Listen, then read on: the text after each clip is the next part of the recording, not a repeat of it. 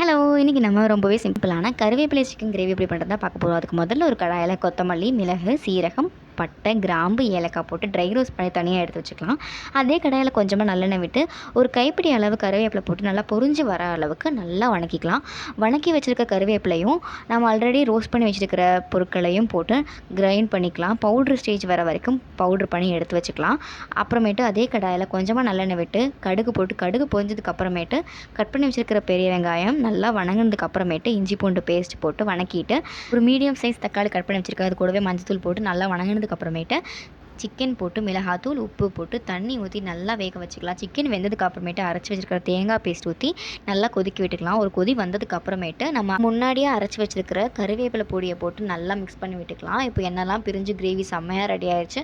எப்போ பார்த்தாலும் ஒரே கிரேவி மாதிரி பண்ணி போர் அடிச்சிருந்தா இந்த மாதிரி ட்ரை பண்ணி பாருங்கள். ரொம்ப ஈஸியாகவும் முடிஞ்சிடும், டேஸ்ட்டும் சூப்பராக இருக்கும். கண்டிப்பாக ட்ரை பண்ணி பார்த்துட்டு